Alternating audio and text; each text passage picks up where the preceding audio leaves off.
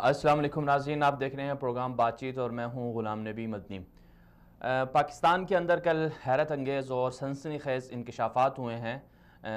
Parliament की इंसानी हुकूक़ के लिए बनाई गई क़ायमा कमेटी के अंदर पाकिस्तान के अंदर जो वफ़द एक कमीशन बनाया गया था लापता अफराद के हवाले से, उसके chairman justice retired Javed Iqbal साहब ने हैरत अंगेज़ और सनसनीखेज़ इंकशाफात किए हैं, जिनके मुताबिक तकरीबन 4000 पाकिस्तानी शहरियों को अमरीका के हवाले किया गया था जनरल मुशर्रफ के दौर में, और उस वक्त के वज़ीर दाखिला आफ्ताब शेरपाओ का नाम लिया गया। जस्टिस जावेद इकबाल साहब का कहना था कि तकरीबन 4000 पाकिस्तानी शहरियों को अमरीका के हवाले डॉलरों के इवज़ बेचा गया है। और ये इंकशाफात उस वक्त सामने आए जब पाकिस्तान के अंदर लापता अफराद के हवाले से एक आवाज़ें उठ रही हैं और आवाज़ें बहुत ज़्यादा हद तक मजबूत हो गई हैं। उसका एक चेहरा और एक मिसाल वो मंजूर पश्तीन की जो तहरीक है, पश्तून तहफ़्फ़ुज़ मूवमेंट, वो भी है कि किस तरह से पाकिस्तान के अंदर जलसे किए जा रहे हैं और लापता अफराद के हवाले से जो लापता अफराद के लवाहिकीन हैं वो उन जलसों में शरीक हो रहे हैं। और बदकिस्मती की बात यह है कि अब जो वो एक मूवमेंट थी वो किसी और तरफ भी जा रही है, और उसमें जो कुछ लोग ऐसे हैं जो पाकिस्तान के मुखालिफ जो लोग हैं वो उस तहरीक को हाईजैक करना चाह रहे हैं। और अफसोस की बात ये भी है कि उस तहरीक के अंदर पाकिस्तान मुखालिफ नारे भी लगाए जा रहे हैं पाक फ़ौज के हवाले से और पाकिस्तान के सलामती के जो इदारे हैं उनके हवाले से। तो अफसोस की बात यह है कि जो लापता अफराद का मामला है ये पाकिस्तान के अंदर पिछले कई सालों से ज़ेर गर्दिश है। जस्टिस जावेद इकबाल का कहना था कि कुछ लोग ऐसे भी हैं जो 20-25 साल से लापता हैं, उनका कोई सुराग नहीं मिल सका। उनका ये भी कहना था कि 10 साल गुजर गए, हुकूमत की तरफ से जो मुख्तलिफ हुकूमतें आई हैं उनकी तरफ से कोई एक्शन नहीं लिया गया। जस्टिस जावेद इकबाल के हवाले से अगर बात की जाए तो वो चेयरमैन नैब भी हैं और इसी तरह जो एबटाबाद कमीशन बना था उसके भी वो ज़िम्मेदार रहे, उसमें भी उन्होंने तहकीकात की थी और उनकी ज़ाती के हवाले से अच्छा उनका बैकग्राउंड है। तो उन्होंने जो लापता अफराद के हवाले से बातचीत की है, जो इंकशाफात किए हैं, उन पर अफसोस की बात यह है कि पाकिस्तान के मीडिया में भी आवाज़ नहीं उठाई गई और पाकिस्तान के मीडिया में कोई प्रोग्रामात भी नहीं किए गए। और इसी तरह जो हुकूमती लोग हैं उन्होंने भी उस पर कोई एक्शन नहीं लिया, और पार्लियामेंट और सेनेट के अंदर भी इस हवाले से कोई करारदाद ताहाल सामने नहीं आ सकी। अब मसला ये है कि क्या जो लापता अफराद हैं उनके हवाले से जस्टिस जावेद इकबाल के जो इंकशाफात हैं क्या उन पर नोटिस लिया जाएगा? क्या जो डिक्टेटर परवेज़ मुशर्रफ का दौर था और आफ्ताब शेरपाओ के हवाले से जो दावे सामने आए हैं, क्या इन लोगों को कटहरे में लाया जाएगा कि आखिर उन्होंने किस कानून के तहत और किस हैसियत से पाकिस्तान के शहरियों को, भले वो उन पर जुर्म है या नहीं है, उनको किस हैसियत से उन्होंने अमेरिका के हवाले किया और डॉलरों के इवज़ क्यों बेचा? अगर यहाँ पर बात की जाए जनरल मुशर्रफ की, तो उन्होंने अपनी किताब में भी लिखा है कि उन्होंने बहुत से पाकिस्तानी शहरियों को मिलियन डॉलर्स के इवज़ मिलियन डॉलर के इवज़ उन्होंने अमेरिका के हवाले किया। और उन्होंने ये भी लिखा है कि ये जो पाकिस्तानी जो शहरी उन्होंने हवाले किए हैं अमेरिका के, उसके बदले में उनको इनाम में मिलियन डॉलर्स मिले हैं। तो उनकी किताब में भी इंकशाफात हैं। और यहाँ पर अगर देखी जाए, बात की जाए कि पाकिस्तान के जो इंसाफ मुहैया करने वाले इदारे हैं, जो पाकिस्तान की अदालत है, उसकी तरफ से भी कोई ऐसी कारकर्दगी, कोई ऐसा नोटिस सामने नहीं आया कि जिसमें जनरल मुशर्रफ को बुलाया गया हो, उसके ख़िलाफ़ केस चलाया गया हो कि उन्होंने किस कानून के तहत पाकिस्तानी शहरियों को अमेरिका के हवाले किया और क्यों बेचा। उनमें सर फ़हरिस्त बहुत से नाम हैं। एक सर फ़हरिस्त जो उनमें नाम है वो डॉक्टर आफ़िया सिद्दीकी का है कि उनको भी उसी दौर में अमेरिका के हवाले किया गया था। तो अब मामला ये है कि जो हालात पाकिस्तान में बनते जा रहे हैं पश्तून तहफ़्फ़ुज़ मूवमेंट के हवाले से, तो वहाँ पर जो उनके मुतालबात हैं उन पर अगर बात की जाए वो तो दुरुस्त हैं, लेकिन अब हालात ये बन चुके हैं कि पाक फ़ौज को बदनाम किया जा रहा है, पाकिस्तान के इदारों को बदनाम किया जा रहा है। इसमें पाकिस्तान मुखालिफ जो दुश्मन क़ुव्वतें हैं वो भी सामने आ रही हैं, जिसमें ईरान और भारत सर फ़हरिस्त हैं। ज़ाहिर सी बात है उन लोगों को ऐसे किरदार चाहिए होते हैं जिनको वो किसी न किसी तरीके से वो हाईजैक करके पाकिस्तान के ख़िलाफ़ यूज़ कर सकें। उनमें वो ज़्यादातर उन लोगों को इस्तेमाल करते हैं जो पाकिस्तान से नाराज़ हों या जिनके कोई लवाहिकीन लापता हो चुके हों या उनके रिश्तेदारों को, अज़ीज़ व अक़ारिब को किसी जाली पुलिस मुकाबले में मार दिया गया हो।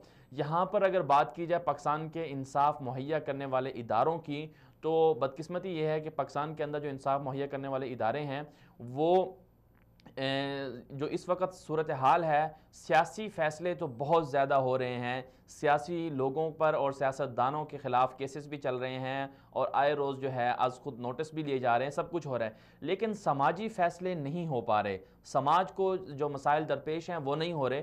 رو انوار کا جو کیس ہے کس قدر ایک بہت بڑا ہارٹ ایشو ہے سماج کا، لیکن اس پر تاحال کوئی فیصلہ یا کوئی نوٹس اور اس طرح کی کوئی چیزیں سامنے نہیں آئی۔ بس پہلے تو گرفتار نہیں ہو رہے تھے وہ، جب گرفتار ہوئے تو اب ان کا کوئی پتہ نہیں ہے کیا ہو رہا ہے کیا نہیں ہو رہا، معاملہ ویسے کہ ویسے دب چکا ہے۔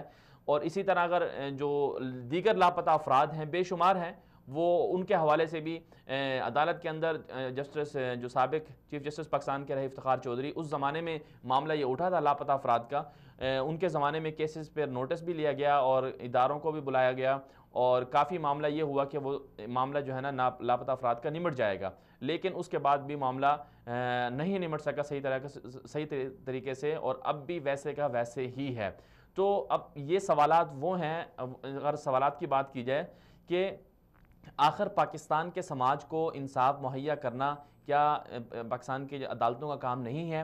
کیا صرف جو انصاف ہے وہ صرف امیر لوگوں کے لیے ہے، سیاستدانوں کے لیے ہے؟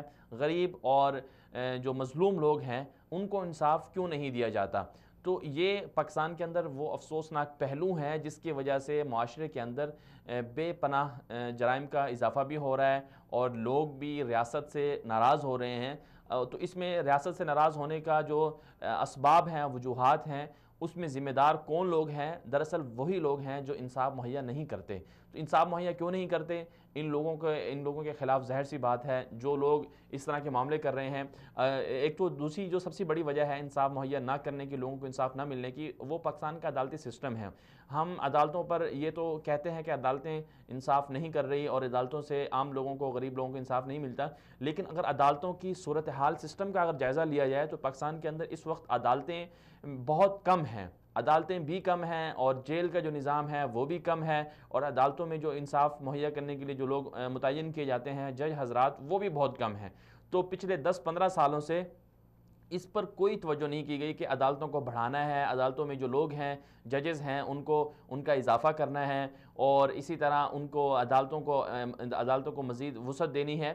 اس حوالے سے کوئی کارکردگی یا کوئی اس طرح کا منصوبہ سامنے نہیں آیا۔ اور اسی طرح اگر جیلوں کی بات کی جائے تو وہ بھی سامنے نہیں آیا کہ جیلوں میں بھی کوئی نہ کوئی معاملہ اچھا ہوا ہوگا۔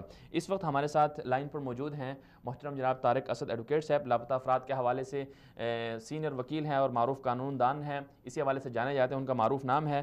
السلام علیکم طارق صاحب، بہت شکریہ آپ نے وقت دیا۔ وعلیکم السلام ورحمۃ اللہ۔ جی طارق صاحب، کیا فرمائیں گے کہ کل لاپتہ افراد کے لیے جو کمیشن ہے پاکستان کا، اس کے جو چیئرمین ہیں جسٹس ریٹائرڈ جاوید اقبال صاحب، انہوں نے انکشافات کیے ہیں کہ 4000 پاکستانیوں کو امریکہ کے حوالے کیا گیا تھا ڈالروں کے عوض، تو اس پر کوئی نوٹس نہیں لیا جا رہا، تو آپ کیا سمجھتے ہیں کہ ان کے انکشافات درست ہیں؟ دیکھیے، یہ باتیں پہلے بھی بالکل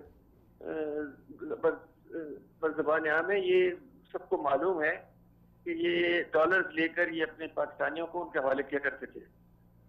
تو یہ ابھی تو اس سے پہلے کوئی ایسا مستند یا کوئی ایسے ذمہ دار آدمی ایسا کوئی بیان نہیں دیا تھا۔ تو اس وقت تو یہ ماشاءاللہ سپریم کورٹ کے یہ جج رہے ہیں، سینئر جج تھے، اب کمیشن کے بھی یہ چیئرمین ہیں اور نیب کے بھی چیئرمین ہیں، تو ان کی جو بھی بات ہے، ان کو رپورٹ جو دی ہے اس میں کوئی نہ تو مبالغہ ہو سکتا ہے نہ ہی شک کیا جا سکتا ہے۔ تو یہ جو باتیں انہوں نے کہی ہیں یہ بڑی یعنی عجیب تو نہیں ہے، لیکن اس سے یہ یقین کیا جا سکتا ہے کہ یہ حقیقی تھی۔ اب ہم نے اس پہ ارادہ کیا ہے، جیسے مجھے یہ بات میں نے پڑھی ہے، آج اخبار میں پڑھا، کل سنا بھی، تو ہمارا ارادہ ہے کہ میں انشاءاللہ اس پہ ہائی کورٹ میں ایک پیٹیشن فائل کروں گا، جس میں مشرف کو اور شیر صاحب کو پارٹی بناؤں گا، اور یہ اس کے اوپر یہ جو الزام ہے اس پہ جاوید اقبال کو بھی میں پارٹی بناؤں گا، اس لیے کہ ان کا بیان اور ان کی باقاعدہ جو رپورٹ ہے وہ بھی انشاءاللہ ہم پیش کریں گے۔ طارق تو صاحب آپ کیا یہ سمجھتے ہیں؟ کمپٹیشن ہو رہا ہے. جی طارق صاحب آپ کیا سمجھتے ہیں کہ آفتاب شیرپاؤ کے حوالے سے، مشرف کے حوالے سے تو معاملے سامنے آتے رہے کہ ان کو عدالتوں میں لے کے جاتا گھسیٹا، یا آپ کہہ لیں کہ انہیں بلایا جاتا رہا ہے، لیکن وہ عدالتوں میں حاضر بھی نہیں ہوئے. لیکن آفتاب شیرپاؤ اور اس کے ساتھ کے جو دیگر حکومتی لوگ ہیں وہ تو پاکستان میں ہیں، ان کو تو بآسانی ان تک رسائی حاصل کی جا سکتی ہے. دیکھیے یہ بات آپ کی درست ہے، لیکن یہ جو ہمارے عدلیہ ہے، جی اس کے جج ہیں، یہ آزاد نہیں ہے. کہا جاتا ہے کہ ہماری جوڈیشری انڈیپینڈنٹ ہے، لیکن انڈیپینڈنٹ نہیں ہے. ان کے اوپر پوری طرح سے بہت زیادہ دباؤ ہوتے ہیں، اور یہ ڈکٹیشن ہوتی ہے. یہ خود اپنے فیصلے خود نہیں کرتے، یہ بالکل اس میں کوئی شک نہیں ہے. اور آپ کو معلوم ہوا کہ میں نے پچھلے دنوں اسی طرح ہوا کہ D G I S P R نے کہا کہ 7 شریف میں 88 بندے مارے گئے، تو ہم نے 100 بندہ شام کو رات کو مار دیا. تو میں نے اس پہ پیٹیشن کی ہائی کورٹ میں، اس کو میرا خیال 1 سال سے زیادہ ہو گیا وہ پڑی ہے. تو جج ڈرتے ہیں، ایسی پیٹیشن کو سنتے بھی نہیں ہیں. تو یہ بھی ایسا ہے کہ اس سے ہمیں کوئی خاطر خواہ نتیجہ تو برآمد نہیں ہوگا، کیونکہ عدالتیں، یہ جج جو ہیں یہ اپنے بیچارے نوکریاں کر رہے ہیں، اور اپنی پروموشن اور اپنی آگے ترقیوں کے لیے، یا اس کے بعد بھی ریٹائر ہونے کے بھی نوکریوں کی تلاش کرتے ہیں. تو اس لیے ان سے کوئی اچھی امید تو نہیں کی جا سکتی. لیکن ایک پیغام تو ہے، کم از کم ہم کوشش کرتے ہیں کہ مشرف کے خلاف بھی کیس ہو سکتا ہے، کیونکہ پہلے بھی اس کے خلاف چل رہے ہیں، اور آفتاب شیرپاؤ کے خلاف ہم پوری طرح زور لگائیں گے، وہ بھی کریں گے. تو اس وقت کے جو سیکٹری ہیں اس کو بھی ہم اس میں انوالو کریں گے. باقی یہ ہے کہ اس سے آپ کا جو خیال ہے کہ ان کے اوپر کچھ بھی یعنی ایکشن نہیں ہوتا، یہ بات درست ہے، اور یہ بہت مشکل ہے، کیونکہ پیچھے ان کے آپ کو معلوم ہے کہ وہ طاقتور قسم کے لوگ ہیں. کھل کے بات کریں تو طارق صاحب بھی ہیں، جی کیونکہ وہ بھی ساتھ اس کے. جی طارق صاحب، لیکن حکومت کے جو اراکین ہیں پارلیمنٹ کے اندر بھی تو یہ معاملہ، اس کو پارلیمنٹ یا حکومت بھی تو ایک فریق بن سکتی ہے نا کہ وہ مشرف کے خلاف کیس کو اور آفتاب شیرپاؤ کے خلاف کیس کو فائل کریں، اور جو پارلیمنٹ کے دیگر ممبران ہیں وہ بھی تو سامنے آ سکتے ہیں نا کہ آواز اٹھائیں، اس میں قرارداد پیش کی جائے. ہاں جی، دیکھیے اس میں ہماری وفاقی حکومت کو جو ہم پارٹی لازمی بنانا ہے نا، ہم وفاقی حکومت کو بنانا ہے، ہم نے منسٹری آف فارن افیئرس کو، منسٹری آف ڈیفینس کو بنانا ہے. تو ان کے ساتھ جنہوں نے وہ کیا ان کو پھر ہم نے رسپونڈنٹ ان کو ہی بنانا ہے. تو یہ تو ہوگا، لیکن یہ ہے کہ جیسے آپ نے کہا کہ پارلیمنٹ میں بھی اس کی آواز اٹھانی چاہیے، یہ بھی ممکن ہے، یہ کیا جا سکتا ہے. اس میں تو انشاءاللہ کچھ پیش رفت کریں گے اور بات کریں گے. جی ایک اور بات، جی طارق صاحب ایک اور بات جو ہے وہ اہم انہوں نے بات کی کہ کچھ این جی اوز بھی پاکستان کے اندر اس طرح کے معاملات میں ملوث ہیں، اور کچھ بیرونی ایجنسیاں بھی ہیں لاپتہ افراد کے حوالے سے. اس حوالے سے آپ کیا کہیں گے؟ یہ تو آپ کو معلوم ہی ہے کہ ہمارے یہاں این جی اوز، بہت ساری این جی اوز ہیں ایسی جو کہ ان کے لیے کام کرتی ہیں. وہ ان میں سے ایک جو خاتون ہے وہ وفات بھی پا گئی ہے، جو انہی کے لیے کام کرتی تھی. بالکل اسی طرح سے اس وقت بھی ایسی این جی اوز ہیں جو ان کے لیے کام کر رہی ہیں. تو یہ تو پورا ایک آپ کو معلوم ہے، بعض لوگوں کا یہ کیا ہوتا ہے، اس میں بڑے بڑے نام ہیں، ہم تو ان میں بہت کو یہ گن سکتے ہیں انگلیوں پہ، جو ان کے لیے کام کرتی ہیں. یہ سیکولر لابی جو ہے وہ کرتی ہے. تو وہ ظاہر ہے کہ این جی اوز ان کو فنڈنگ بھی بہت زیادہ ہوتی ہے، کروڑوں میں فنڈنگ ہوتی ہے، وہ کرتے ہیں. تو اب سب ایک اور بات، جی طارق صاحب ایک اور بات جو ہے کہ 4000 سے زیادہ، 4900 سے کچھ زیادہ جو ہے نا کیسز فائل ہوئے تھے. انہوں نے کہا کہ 3000 اور کچھ کیسز جو ہے نا نمٹا دیے گئے ہیں. تو آپ کیا سمجھتے ہیں کہ اتنے تعداد میں کیس نمٹائے گئے ہیں یا اس سے بھی زیادہ لوگ ابھی بھی لاپتہ ہیں؟ دیکھیے یہ جو نپٹائے جاتے ہیں نا، اس کا اصل میں کیا ہوتا ہے، اس کا پس منظر کچھ مختلف ہوتا ہے، مختلف کیس ہوتے ہیں. کچھ میں ایسا ہوتا ہے کہ ان کو اٹھاتے ہیں اور ان سے کچھ بات کچھ کرتے ہیں، انویسٹیگیشن کرتے ہیں کہ کسی کے بارے میں انہوں نے سوالات کرنے ہوتے ہیں. تو اس میں ان کو کچھ دیر بعد چھوڑ دیا جاتا ہے.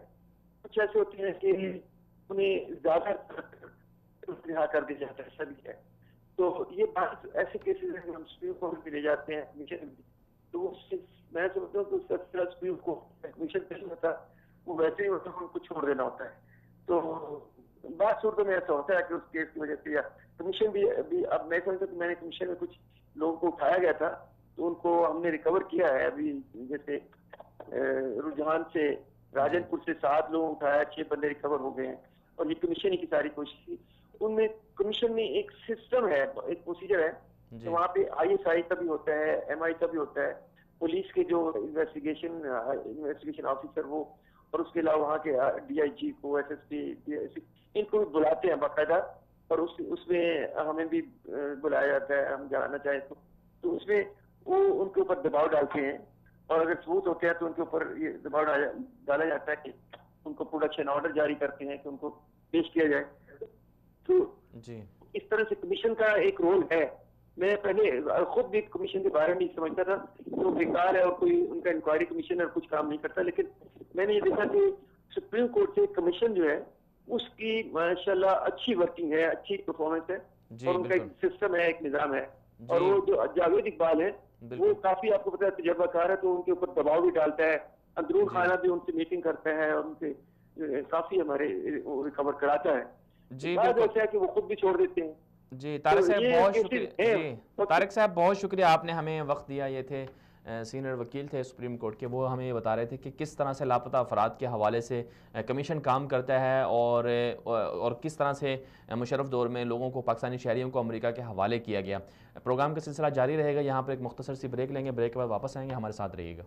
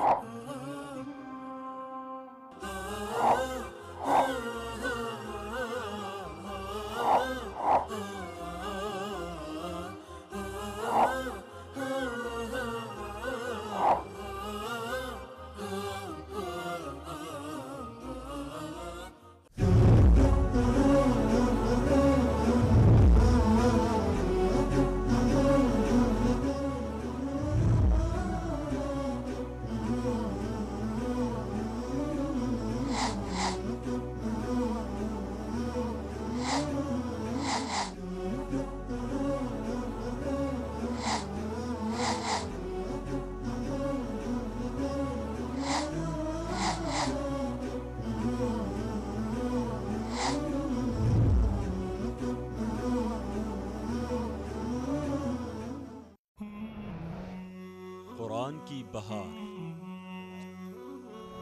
علم کے انوار، سنت کی چھنکار، لسان اردو. قرآن حیات انسان ہے، قرآن ہمارا. کفر کی تاریکی سے اسلام کی روشنی تک کا سفر. انسان ہے قرآن ہم. کتابی ہدایت کے ذریعے راہ راست پر آنے والوں کی داستان. رتبہ اس سنیے ان کی اپنی زبان سے. اس وقت میں نے محسوس کیا کہ کلمہ سچ ہے اور وہ صرف کلمات کا نام نہیں ہے. قرآن ہمارا رہبر ہے. سورۃ البقرہ کو مسلسل پڑھنے کے بعد پھر میں نے یہ بات محسوس کی کہ قرآن پاک کچھ اور حقائق پر بھی مشتمل ہے. سبحان اللہ. اور پھر میں نے قرآن پاک کے معانی کو گہرائی کے ساتھ سمجھنا شروع کیا. کیا شان یہ رب نے. بہت جلد آ رہا ہے قرآن میری ہدایت کا ذریعہ. قرآن ہے. صرف وصال اردو پر.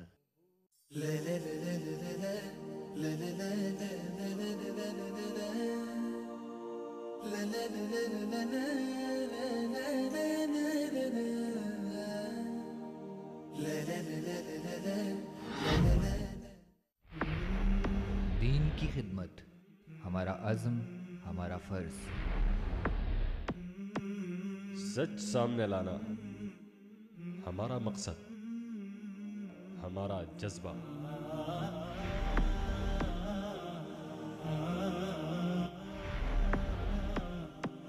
اللہ کا حکم ہمارا ایمان، ہماری پہچان.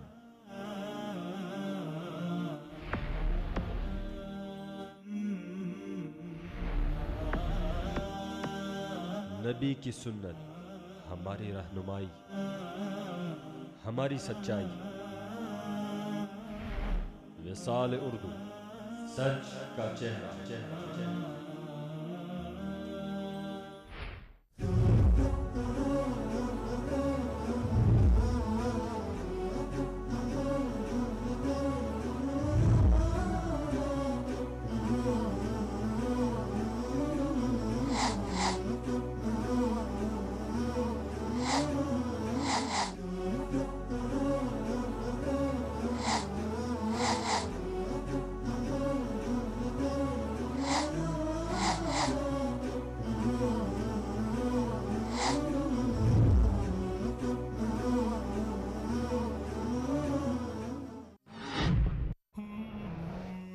कुरान की बहार,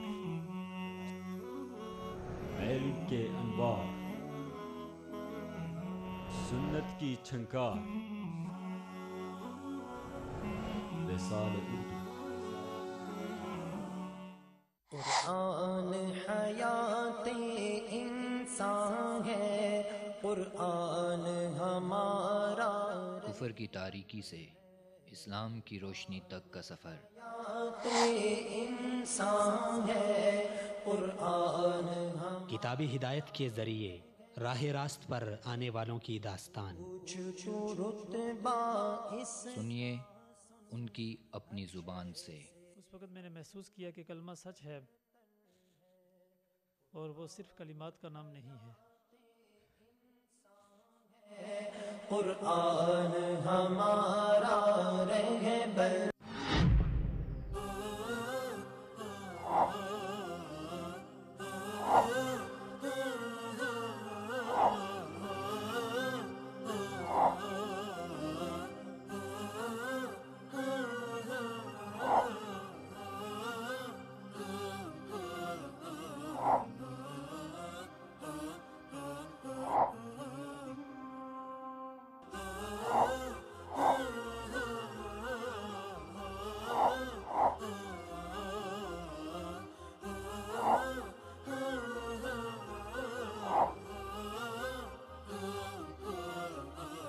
वेलकम बैक नाज़रीन। आज हम बात कर रहे हैं लापता अफराद के हवाले से और इसी तरह हम बात कर रहे हैं प्रोग्राम के दूसरे हिस्से में पाक अफ़गान बॉर्डर पर जो कशीदगी है मुसलसल रहती है। और गुज़श्ता कल भी एक वाक़या हुआ कि 5 कुरम एजेंसी के अंदर जो है अफ़गान बॉर्डर से हमला किया गया और 5 फ़ौजी एहलकार शहीद हो गए और इसके साथ साथ 10 एहलकार ज़ख्मी भी हैं। और उसमें जो जवाबी कार्रवाई में जो इतलात हैं वो ये हैं कि 10 के करीब दहशतगर्द मारे गए हैं और अफ़गान हुकाम से इस मामले को उठाया भी गया है। और दूसरा जो सबसे बड़ा मसला है पाक अफ़गान बॉर्डर पर वो बाड़ लगाई जा रही है पाकिस्तान की तरफ से ताकि मामले को रोका जा सके, वहाँ से जो इश्तियाल अंगेज़ी के जो वाक़यात होते हैं उन पर काबू पाया जा सके। क्या बाढ़ लगाने से मामला हल हो सकते हैं या नहीं हो सकते, इसी हवाले से भी हम बातचीत करेंगे अपने मेहमान से। और इसी तरह जो लापता अफराद के हवाले से मुशर्रफ दौर के अंदर जो मामला सामने आया कि जनरल मुशर्रफ के दौर में 4000 पाकिस्तानियों को अमेरिका के हवाले किया गया, क्यों किया गया, उस हवाले से भी अपना मौक़िफ़ जानेंगे। इसी हवाले से हमारे साथ बातचीत करने के लिए हमें ज्वाइन करेंगे मोहतरम जनाब ब्रिगेडियर रिटायर्ड फ़ारूक हमीद ख़ान साहब। तो अगर बात की जाए पाकिस्तान के जो अफ़गानिस्तान के ताल्लुकात हैं वो तो पाकिस्तान गुज़श्ता पिछले 2 हफ़्ते पहले भी पाकिस्तान की तरफ से एक वफ़द गया था और वहाँ मामला तय हुए थे कि आइंदा के बाद सूरत हाल अच्छी रहेगी। इस वक्त हमें ज्वाइन किया है मोहतरम जनाब ब्रिगेडियर फ़ारूक हमीद ख़ान साहब ने, सीनियर तज्ज़िया निगार हैं, दिफाई तज्ज़िया निगार हैं। अस्सलाम वालेकुम सर, बहुत शुक्रिया आपने वक्त दिया हमें। जी वालेकुम सलाम, बहुत शुक्रिया। जी सर, पहले तो ये बताइएगा कि कल मामला सामने आया है जस्टिस जावेद इकबाल की तरफ से कि 4000 पाकिस्तानियों को परवेज़ मुशर्रफ के दौर में अमेरिका के हवाले किया गया था और डॉलरों के एवज़ उन्हें बेचा गया। तो इस हवाले से आप क्या कहेंगे कि उस दौर में अगर ऐसा हुआ है तो उस पर एक्शन क्यों नहीं लिया गया? तो पाकिस्तान के जो शहरी थे किस कानून के तहत उनके हवाले किया गया? तो क्या इससे पाक फ़ौज की बदनामी नहीं हुई है? बिस्मिल्लाहिर्रहमानिर्रहीम। देखिए आपकी बात सही है कि ये बड़ी खबर है। खैर आइडिया तो पहले था कि जनरल मुशर्रफ ने अपनी किताब में भी लिखा था कि कुछ ऐसे पाकिस्तानी हैं जो कि अमेरिका को दरकार थे दहशतगर्दी के हवाले से और उन लोगों को हैंड ओवर किया गया और फिर उसके पैसे भी मैं समझता हूँ इस पे पूछ होनी चाहिए کہ جناب وہ کون کون لوگ تھے، یہ تمام ڈیٹیل جو یہ سامنے آنی چاہیے. دراصل میں سمجھتا ہوں کہ جسٹس جاوید اقبال صاحب کی جو رپورٹ ہے مسنگ پرسنوں کی، یہ بھی منظر عام پہ آنی چاہیے تاکہ حقائق جو ہے سامنے آئیں. لیکن ایک بات ہے کہ دیکھیں بلوچستان کے حوالے سے یہ کہا جاتا تھا کہ تقریباً 10-12 ہزار لوگ جو ہے وہ مسنگ ہے. لیکن جب حقائق سامنے آئے، اسی کمیشن نے جب انویسٹیگیٹ کیا تو پتہ لگا 800-900 سے زیادہ جینوئن مسنگ پرسن نہیں تھے. کیونکہ جن کو مسنگ پرسن کہا جا رہا تھا ان میں میجورٹی وہ تھی جو کہ پہاڑوں پہ چلے گئے تھے ملیٹنٹ گروپس کے ساتھ بلوچستان میں، ریاست کے خلاف جنہوں نے ہتھیار اٹھائے، یا بڑی تعداد میں لوگ افغانستان چلے گئے جہاں پہ وہ انہوں نے ٹریننگ کیمپس میں ٹریننگ حاصل کی. اور پھر کچھ لوگ تھے جو ملک چھوڑ کے ویسے فرار ہو گئے، یا کچھ ایسے لوگ تھے جو کہ مارے بھی گئے وہ جنگ میں. تو یہ مسنگ اسی طرح ابھی فاٹا کے حوالے سے بھی یہی بات کی جاتی ہے کہ ہاں جتنی 15 سال ہے اس میں ضرور مسنگ پرسن کا ایلیمنٹ ہے. لیکن پھر بات وہی ہے کہ یہ اس طرح کی جنگی حالات ہونا نہیں چاہیے ایسے حالات میں. لیکن جہاں جہاں بھی اس قسم کے یہ دہشت گردی کے خلاف جنگ ہوئی، جن ممالک میں اس قسم کے واقعات بھی ہوئے جو کہ اب افسوسناک ہیں، ہونے نہیں چاہیے تھے. لیکن ہم یہی کہتے ہیں اس کا حل ایک ہی ہے جو ہمیشہ میں کہتا ہوں کہ آئندہ سے کبھی ہم کسی اور کی جنگ نہ لڑیں.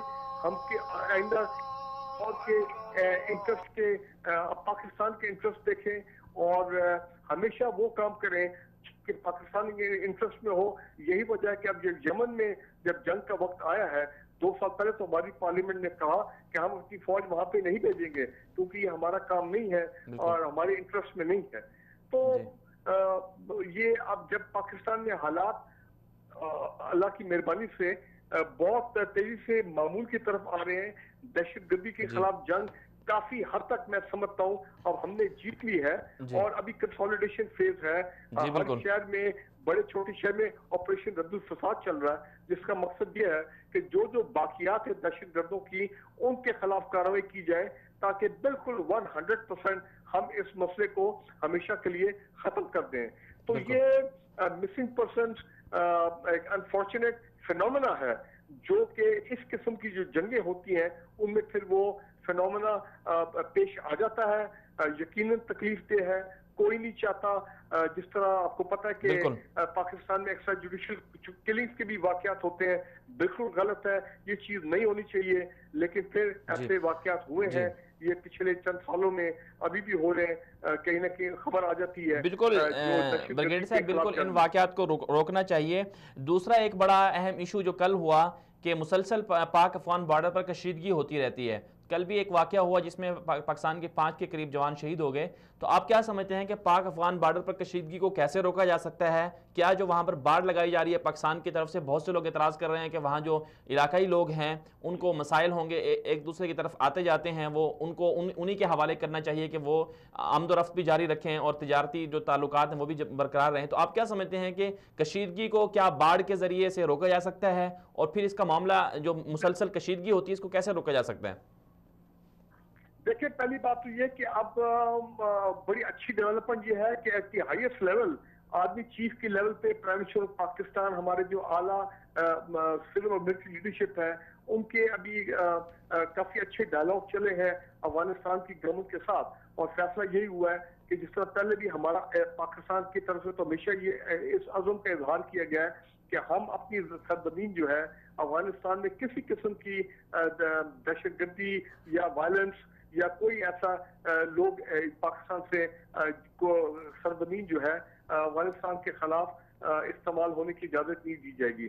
اب سارا مسئلہ یہ ہے بارڈر سیکیورٹی مینجمنٹ کا، اور اس میں یہ ایک بڑا اچھا فیصلہ ہوا ہے کہ 2600 کلومیٹر کا جو بارڈر ہے پاکستان افغانستان کے درمیان، اس پہ باڑ لگائی جائے گی اور کام کافی تیزی سے جاری ہے. اور بڑے بڑے تمام بارڈر پہ ہر تھوڑے عرصے کلومیٹر کے بعد، کچھ کلومیٹر کے بعد وہ فورٹس جو ہیں، قلعے جو ہیں وہ تعمیر کیے جائیں گے تاکہ بارڈر کی سرویلنس میں آسانی ہو اور کسی قسم کا نہ ان کی طرف سے کوئی دراندازی ہو سکے، نہ ہماری طرف سے کسی کی مجال ہو کہ وہ کراس کرے.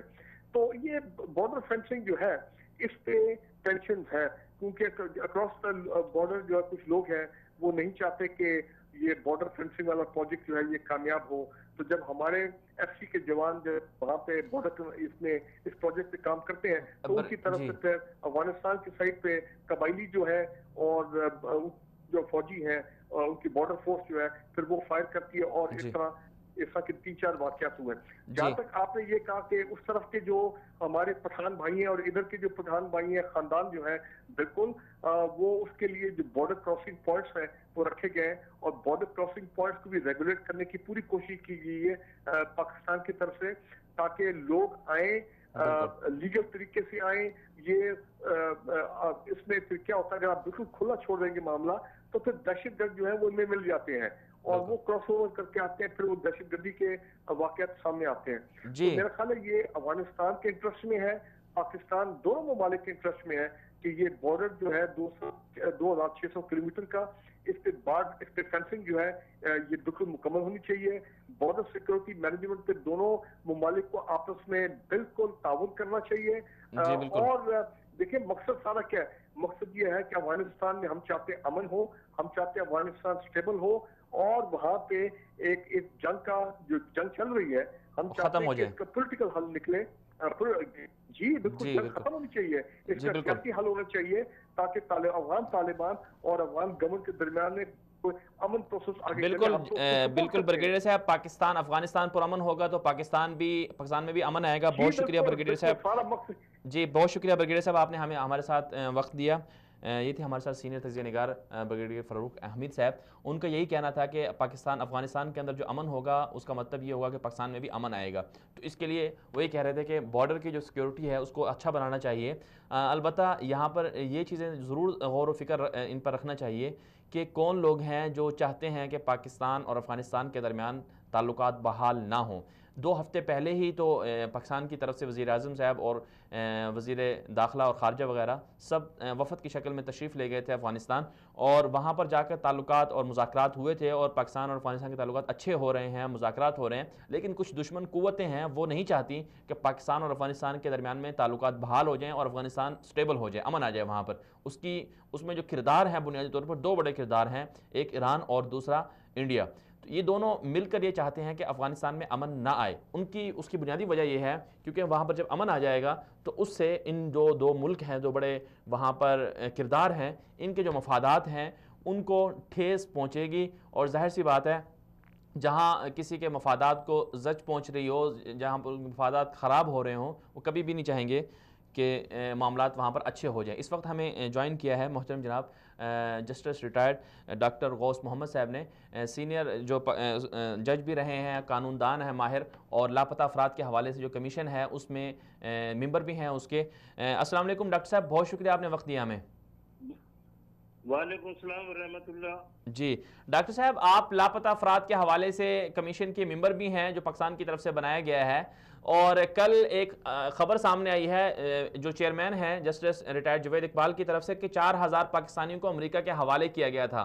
تو آپ کیا سمجھتے ہیں کہ جو لاپتہ افراد کا معاملہ ہے آپ کے کمیشن کے پاس جو آتا ہے اس کے اسباب کیا ہیں, زیادہ تر کیسز کون سے ہیں, کیا واقعی اتنے لوگوں کو امریکہ کے حوالے کیا گیا ہے, اور زیادہ تر سننے میں یہ آ رہا ہے کہ مشرف دور میں یہ معاملات سامنے آئے ہیں. میں عرض کروں کہ دیکھیے جو جسٹس جاوید اقبال صاحب نے جو بات کی ہے وہ تو مشرف دور کی ہے, اور میرے علم میں یہ بات ہے کہ خود انہوں نے اپنی کتاب میں بھی اس چیز کو مینشن کیا ہے. بالکل سر, بالکل انہوں نے لکھا ہے اپنی کتاب میں. جسٹس جاوید اقبال صاحب کا تو یہ ایمفیسس تھا کہ صاحب اس کو پارلیمان میں کیوں نہیں ڈسکس کیا, کیوں نہیں ان کو آئین یا قانون یا عدالتوں کے ذریعے اگر کسی کو بھیجنا تو بھیجا. ایک بات. دوسری بات یہ ہے کہ دیکھیے اس کے کئی اسباب ہیں. 4000 کچھ 900 کے قریب لوگ گئے, لاپتہ ہوئے, اس میں ہمارے کمیشن کے اعداد و شمار کے مطابق 4500 سے زیادہ لوگ ریکور ہو چکے ہیں, آ چکے ہیں. تو لہٰذا کمیشن کی کارکردگی جو ہے اس سے آپ دیکھ سکتے ہیں کہ کس طرح وہ ہے. اب لوگ خود کو چھپ گئے یا بلوچستان میں فراری کیمپوں میں موجود ہیں, وہاں ان کو پیسے مل رہے ہیں, یا افغانستان چلے گئے ہیں, وہاں سے یوسف صوفی صاحب کے ساتھ وہ واپس نہیں آئے ہیں, یا غیر ملکی ایجنسیز جو پاکستان کے خلاف کام کر رہی ہیں ان کے وہ اہلکار بنے ہوئے ہیں، تو اس کی بھی بالکل یہ وجوہات ہے کہ لوگ جو ہے اپنا ذرا نہیں بالکل جسٹس صاحب آپ کی بات درست ہے کہ کمیشن کی جو رپورٹ ہے وہ بالکل اچھی ہے، لیکن آپ کیا سمجھتے ہیں کہ جو یہ معاملہ کل سامنے ہے پارلیمنٹ کی کمیٹی کے اندر کہ مشرف دور میں اتنے واقعات ہوئے ہیں، امریکہ کے حوالے کیے گئے تھے لوگ کچھ لاپتہ نا، تو آپ کیا سمجھتے ہیں کہ ان معاملات پر ایکشن لینا چاہیے، کیس فائل ہونا چاہیے بطور قانون دان؟ آپ کیا سمجھتے ہیں اس حوالے سے؟ میں تو سمجھتا ہوں کہ بہت بڑا جرم ہے کہ اس طرح سے آپ نے کی ہے، اس کی باقاعدہ تحقیقات ہونی چاہیے۔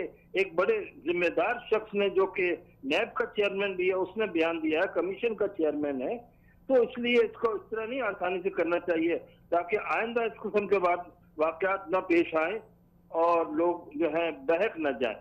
جی جسٹس صاحب بہت شکریہ، آپ نے ہمیں وقت دیا۔ یہ تھے ہمارے ساتھ کمیشن کے ممبر تھے، لاپتہ افراد کے لیے جو کمیشن بنایا گیا تھا وہ بھی اس بات کی تصدیق کر رہے تھے۔ یہاں پر ایک بات ضروری ہے کہ جو لاپتہ افراد کے حوالے سے پاکستان کے اندر جو کمیشن بنایا گیا ہے اس کے 3 بڑے ممبر ہیں، ایک جسٹس جاوید اقبال صاحب ہیں جو اس کے چیئرمین ہیں، اور دوسرے جو ہمارے ساتھ ابھی لائن پر موجود تھے جسٹس ریٹائرڈ ڈاکٹر غوث محمد صاحب، یہ بھی اس کے ممبر ہیں۔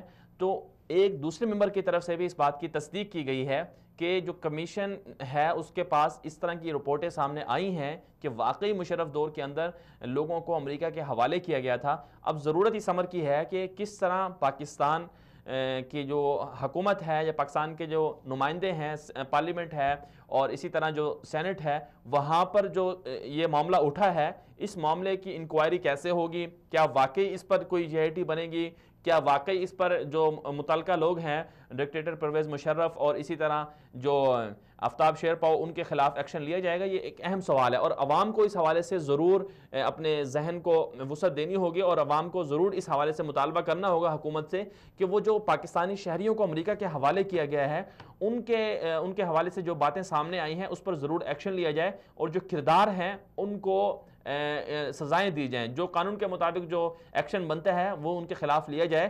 اور کیونکہ اس کی وجہ یہ ہے کہ اگر ایک مرتبہ یہ معاملہ سامنے آ گیا اور ان کو سزائیں ہو گئیں تو آئندہ کبھی بھی یہ معاملہ دوبارہ سے پاکستان میں نہیں ہوں گے۔ پروگرام کے دوسرے حصے کے حوالے سے کہ پاک افغان بارڈر پر کشیدگی ہے، اس حوالے سے بات چیت کرنے کے لیے ابھی ہمیں جوائن کیا ہے محترم جناب پروفیسر ابراہیم صاحب نے، سینئر تجزیہ نگار ہیں۔ السلام علیکم پروفیسر صاحب، بہت شکریہ آپ نے وقت دیا ہمیں۔ وعلیکم السلام ورحمۃ اللہ وبرکاتہ۔ پروفیسر صاحب آپ کیا فرمائیں گے کہ پاک افغان بارڈر پر مسلسل کشیدگی ہوتی رہتی ہے وقتاً فوقتاً، حالانکہ 2 ہفتے پہلے تو پاکستان کے وفد بھی گیا اور تعلقات اچھے کرنے کا وعدہ بھی کیا وزیر اعظم صاحب کی قیادت میں، تو آپ کیا سمجھتے ہیں کہ جو مسلسل کشیدگی ہوتی رہتی ہے وقتاً فوقتاً یہ کرواتا کون ہے؟ کیا انڈیا کرواتا ہے، کیا ایران بھی اس میں شامل ہے، کون، یا امریکہ چاہتا ہے کہ دونوں کے تعلقات اچھے نہ ہوں؟ آپ نے خود ہی نشاندہی کی ہے اور آپ بالکل درست نشاندہی کی ہے۔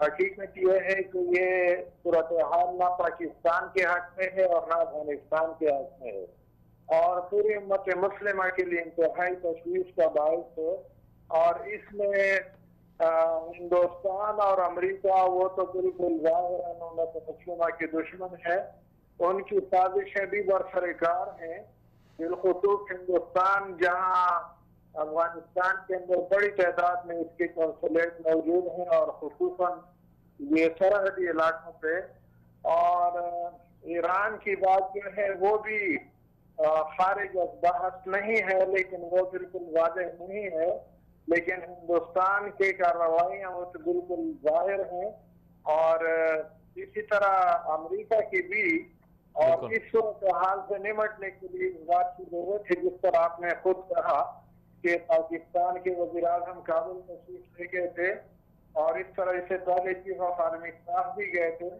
خود افغان صدر کے بھی کئی دورے پاکستان کے ہوئے ہیں۔ آپس میں ان دوروں کو بڑھانے کی بھی ضرورت ہے اور ایک دوسرے کے ساتھ مل بیٹھ کر بات چیت کا موقع ہو تو اس سے غلط فہمیاں دور ہو سکتی ہیں، ورنہ یہ جی پروفیسر پروفیسر کیا فرمائیں گے کہ پاک افغان بارڈر پر جو ہے باڑ لگائی جا رہی ہے پاکستان کی طرف سے، تو آپ کیا سمجھتے ہیں کہ جو باڑ لگا دی جائے گی تو اس سے جو وہاں بارڈر پر بسنے والے لوگ ہیں دونوں طرف، چونکہ ان کے آپس میں رشتہ داریاں بھی ہیں، تعلقات بھی ہیں، ایک دوسرے کی طرف آنا جانا بھی ان کا لگا رہتا ہے، تو ان کو اس باڑ لگانے سے مسائل کا سامنا نہیں ہوگا؟ تو ایسا ممکن نہیں ہے کہ پاکستان باڑ نہ لگائے یا کوئی اس طرح کا صورتحال کر لے کہ لوگ آپس میں آتے جاتے بھی رہیں، ان کے لیے مسائل کا سامنا نہ ہو؟ یقیناً باڑ مسائل کا حل نہیں ہے. اس سے پہلے بھی ہم نے پاکستان کی حکومت کو بھی جانب متوجہ کرنے کی کوشش کی ہے، اور اصل میں امریکہ کی ماں کی طرف سے بھی یہ بات اٹھائی جاتی ہے، اور امریکہ کی ماں سے افغان حکومت کابل انتظامیہ کی طرف سے پاکستان پہ الزامات لگائے جاتے ہیں کہ بارڈر کو کنٹرول نہیں کیا جاتا، اور اسی کو سہارا بنا کے پاکستان کی حکومت اور پاکستان کی فوج پھر یہ کارروائی کرتی ہے. لیکن حقیقت یہ ہے کہ یہ مسئلے کا حل نہیں ہے. مسئلے کا حل تو باہمی گفت و شنید ہے، اور پاکستان اور افغانستان ایک دوسرے کے قریب آئیں گے، اس طریقے سے یہ مسائل حل ہوں گے. پروفیسر صاحب بہت شکریہ، آپ نے ہمیں وقت دیا. یہ تھے ہمارے ساتھ پروفیسر ابراہیم صاحب. بالکل یہ حقیقی بات ہے کہ پاکستان اور افغانستان کے درمیان میں جو تعلقات ہیں، وہاں جو امن ہے وہ اس کا مستقل حل ضروری بھی ہے، اور اس کے لیے بات چیت بھی ضروری ہے، ڈائلاگ بھی ضروری ہیں، گفت و شنید بھی ضروری ہے. لیکن جو بنیادی جو کردار ہیں جو چاہتے ہیں کہ پاکستان اور افغانستان کے ساتھ افغانستان کے مابین میں تعلقات بحال نہ ہوں اور امن نہ آئے، ان کرداروں پر نظر رکھنے کی ضرورت ہے، کیونکہ افغانستان اور پاکستان کے درمیان میں جو سرحد ہے وہ ہمیشہ سے پرامن رہی. لیکن بدقسمتی سے جب سے امریکہ وہاں پر آیا، 9/11 کا واقعہ ہوا، اس کے بعد جو وہاں بد امنی ہے اس کو جان بوجھ کر پھیلایا گیا، اور وہاں دونوں طرف بسنے والے جو لوگ تھے، قبائل تھے، ان کو ایک دوسرے کے خلاف کیا گیا، ایک دوسرے سے دور کیا گیا. اس کے لیے سازشیں کی گئی کہ کس طرح سے دونوں ملکوں کے درمیان میں خلیج پیدا کر دی جائے. اور یہ حقیقی بات ہے کہ جو افغان سرحد پر بارڈر لگائی جا رہی ہے وہ بالکل پاکستان چاہتا ہے کہ وہاں پر سیکیورٹی اچھی ہو جائے اور سیکیورٹی کے مسائل سامنے نہ ہوں. لیکن اس بات پر ضرور غور و فکر کرنا ہوگا، کیا باڑ لگانے سے معاملات حل ہو سکتے ہیں؟ کیا باڑ لگانے کی وجہ سے جو وہاں پر دونوں طرف جو لوگ بستے ہیں، آپس میں ان کی رشتہ داریاں بھی ہیں، قبائل بھی ہیں، کیا ان کا معاملہ کیا ان کو مسائل کا سامنا ہوگا یا نہیں ہوگا؟ اس کے حل کے لیے بھی ضرور غور و فکر کرنا ہوگی. پروگرام کے تیسرے حصے کی طرف اگر ہم بڑھیں تو آج ہم نے بات کرنی تھی پاکستان کے اندر جو دینی مدارس ہیں ان کے لیے کچھ مسائل ہیں، کچھ مسائل کا انہیں سامنا کرنا پڑتا ہے. اور اسی طرح دینی مدارس کے جو طلباء ہیں وہ دینی مدرسے سے جب فارغ ہوتے ہیں، وہاں کی ڈگریاں حاصل کرتے ہیں، تو ان کی ڈگریوں کو ہائر ایجوکیشن اور یونیورسٹیز جو دیگر تعلیمی ادارے ہیں، یا اسی طرح جو دیگر جو سرکاری جابز کے لیے جو وہ لوگ اپلائی کرتے ہیں، تو ان کو اہمیت نہیں دی جاتی تھی. ان سے مطالبہ کیا جاتا تھا کہ وہ بی اے کی ڈگری بھی ساتھ لائیں، تب جا کے ان کی جو عالمیہ کی ڈگری ہے اسے مانا جائے گا. اسی حوالے سے کچھ دن پہلے پیش رفت ہوئی ہے کہ ہائر ایجوکیشن کی طرف سے یہ معاملہ سامنے آیا کہ یہ اس طرح کے جو معاملات ہیں ان کو ختم کیا جائے گا، اور یقین دہانی کروائی گئی ہے. اسی حوالے سے بات چیت کرنے کے لیے ابھی ہمارے ساتھ لائن پر موجود ہیں محترم جناب مولانا عبدالقدوس محمدی صاحب، ترجمان وفاق المدارس ہیں اور مدارس کے حوالے سے اچھی نظر رکھتے ہیں. السلام علیکم مولانا صاحب، بہت شکریہ آپ نے وقت دیا ہمیں. وعلیکم السلام ورحمۃ اللہ وبرکاتہ. جی مولانا صاحب، کیا فرمائیں گے آپ کے مدارس کے حوالے سے جو کچھ مسائل ہیں ابھی وہ بھی چل رہے ہیں اور کچھ حل بھی ہو رہے ہیں؟ جو طلباء کے حوالے سے مسائل تھے کہ انہیں ان کی جو ڈگریاں ہیں انہیں تسلیم نہیں کیا جاتا تھا، اب کیا صورتحال ہے؟ کیا واقعی اب ان کی جو دینی مدارس کی جو ڈگریاں ہیں انہیں تسلیم کیا جائے گا؟ کیا انہیں سرکاری جو ادارے ہیں ان میں لیا جائے گا، یا پھر پہلے کی طرح صرف یہ ایک یقین دہانی ہی ہے اور ویسے ایک فیصلہ آیا ہے سامنے؟ یہ لیکن جہاں تک تسلیم کیے جانے نہ جانے کا تعلق ہے، وہ تو تسلیم کیا جاتا تھا قانونی طور پر ہر اعتبار سے. لیکن مسئلہ یہ ہے کہ جب عملی طور پر آپ کا واسطہ پڑتا ہے تو وہاں پر کچھ لوگوں کے رویوں کا، بیوروکریسی کے رویوں کا سامنا، یہ ایک بڑی پیچیدگی ہے کہ امتیازی سلوک کا سامنا کرنا پڑتا ہے بچوں کو، اور جو دوسرے درجے کے شہریوں اور طرز عمل ان کے ساتھ بڑھتا جاتا ہے. اور خاص طور پر بعض یونیورسٹیز کا جو طرز عمل تھا وہ یہ تھا کہ وہ صاحب بی اے کی ڈگری لے کر آئیں گی فلاں کریں. تو بھائی جب ایچ سی سی کی طرف سے ریکگنائزڈ ہے یہ جو عالمیہ کی ڈگری ہے وہ ایم اے کے مساوی ہے، تو پھر یہ مطالبہ کسی طرح بنتا نہیں تھا. تو اس پر وفاق المدارس کے جو جنرل سیکرٹری ہیں مولانا حنیف جلندری صاحب، انہوں نے لیٹر لکھا تھا और उस लेटर के ऊपर फिर HEC ने बाकायदा मरासला जारी किया कि जो 5 वफाक हैं और इसी तरह 5 जो दीगर इदारे हैं जिनको HEC ने तस्लीम कर रखा है, उनके हामिलीन की, उनकी इसनाद के हामिलीन से मजीद किसी डिग्री का या BA या किसी और चीज का मुतालबा ना किया जाए। तो एक बहुत अच्छी पेशरफ्त है और तवक्को है कि इंशाल्लाह इसके बहुत अच्छे असरात पड़ेंगे। तो आप क्या समझते हैं कि जो मदारिस के तलबा होते हैं जिनके पास ये डिग्रियां होती हैं, वो कहाँ कहाँ पर जा सकते हैं, किन किन इदारों में जाके खिदमात सर अंजाम दे सकते हैं, या अब तक कहाँ कहाँ लोग ऐसे तलबा जो हैं वो सरगर्मियाँ जारी रखे हुए हैं? लेकिन उनके लिए तो बहुत सारे मौके हैं, खासतौर पर एजुकेशन की पूरी एक दुनिया है, उसके मुख्तलिफ शोबाजात हैं, उसमें जा सकते हैं। फिर इमामत खिताबत का मामला है, हमारे जो फौज के जितने इदारे हैं, तीनों किस्म की हमारी अफवाज हैं, वहाँ जाते हैं। और इसी तरह औकाफ है, बेशुमार जगह हैं जहाँ लोग जा सकते हैं और जाते भी हैं। लेकिन आपको सर किसी एक ट्रेंड बन गया कि जी आपको के पास DA की डिग्री होनी चाहिए, आपके पास फलां चीज होनी चाहिए। तो इसमें बुनियादी बात यह है कि जब दीनी तालीम चाहिए और दीनी इस्तेदाद की जरूरत है, ख्वाह इमामत खिताबत के लिए है, ख्वाह टीचिंग के लिए है, तो जिस एहतमाम के साथ, जिस मेहनत के साथ और जिस तरह का रसूख दीनी मदारिस में पैदा किया जा सकता है वो कहीं और नहीं पैदा किया जा सकता। तो इस हवाले इस हवाले से आपका मदारिस की जो सनद है, उसकी जो डिग्री जी, इस हवाले से आप क्या समझते हैं कि मदारस के लिए अलग से कोटा नहीं होना चाहिए कि सरकारी जो जॉब्स होती हैं, तालीमी जो आती हैं, कि कोटा मुख्तस हो कि ये मदारस के तलबा को दिया जाएगा? जी कोटा नहीं होना चाहिए। असल में मसला ये है कि बड़े अर्से से आप सुन रहे होंगे ये बात आती है कि मदारस के लोगों को मेन स्ट्रीम किया जाए और उनको जो है वो जो अपना एक महदूद दायरा है बकौल उनके उसमें से निकाला जाए। लेकिन एक तरफ तो ये बात की जाती है, दूसरी तरफ ये किया जाता है कि उनको रास्ते नहीं दिए जाते या जो मुकाबले का मैदान है उसमें नहीं आने दिया जाता। तो मैं समझता हूँ कि ये तर्ज अमल ठीक नहीं है।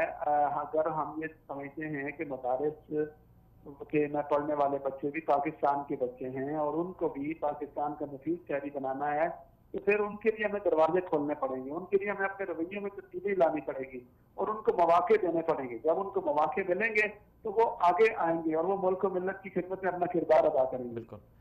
मौलाना साहब बहुत शुक्रिया, आपने हमें वक्त दिया। ये थे हमारे साथ वफाकुल मदारिस अल-अरबिया के तर्जुमान मौलाना अब्दुल कुद्दूस मोहम्मदी साहब। दीनी मदारिस के हवाले से अगर बात की जाए तो दीनी मदारिस के हवाले से इन दिनों भी इम्तिहानात चल रहे हैं। वहाँ पर मदारिस का जो दीनी मदारिस का सिलसिला है वो आखिरी मराहिल में है, सालाना वहाँ इम्तिहानात हो रहे हैं और हर साल लाखों की तादाद में पाकिस्तान के दीनी मदारिस से तलबा फ़ारिग होते हैं और आलमिया की सनद लेकर जो पाकिस्तान के अंदर कानूनी एतबार से MA और MA इस्लामियात और MA अरबी के मुसावी है वो उनके पास होती है। लेकिन बदकिस्मती ये है कि इन तलबा को जो पाकिस्तान के अंदर जो इदारे हैं उनमें अहमियत नहीं दी जाती। पाकिस्तान के अंदर जो जितने भी तालीमी इदारे हैं या दीगर इदारे हैं उनमें इतनी अहमियत नहीं दी जाती और इनको मसाइल का सामना करना पड़ता है, इनको नौकरियाँ नहीं दी जाती, इनको वहाँ पर इनकी डिग्रियों को नहीं माना जाता। तो ये बुनियादी वजह है। फिर दूसरी तरफ एतराज़ भी किया जाता है कि दीनी मदारिस के जो लोग हैं, दीनी मदारिस के जो तलबा हैं वो कुछ नहीं करते हैं, वो सिर्फ़ और सिर्फ इमामत और खिताबत के लिए रह गए हैं, निकाह पढ़ाने के लिए रह गए हैं, जनाजे पढ़ाने के लिए रह गए हैं। जब उनको खुद ही अहमियत नहीं दी जाएगी, उनको खुद ही आगे नहीं लाया जाएगा तो किस तरह से वो पाकिस्तान के अंदर अपनी कारकर्दगी को और अपनी जो कंट्रीब्यूशन है उसको वो शामिल कर सकते हैं। तो जाहिर सी बात है इसके लिए ज़रूर हुकूमती इदारों को और दीगर जो पाकिस्तान के ज़िम्मेदार हैं, अहदेदार हैं, उनको चाहिए कि वो दीनी मदारस के हवाले से नरम रवैया अपनाएं और उनके जो मसाइल हैं और उनके साथ अगर किसी को कुछ मुश्किलात का सामना है आपस में फ़हम व तफ़हीम के ज़रिए से बैठ कर मामलात को हल किया जाए। यही बुनियादी बुनियादी हल है और इसके अलावा वरना तो एक दूसरे के दरमियान खलीज भी रहेगी और तनाज़ात भी रहेंगे, इख्तलाफात भी होते रहेंगे। तो इसका बेहतरीन हल ये है कि आपस में बैठ कर बातचीत की जाए और मामलात को हल किया जाए। आज के लिए इतना ही, इजाज़त दीजिए, अगले प्रोग्राम में मिलते हैं। अल्लाह हाफ़िज़।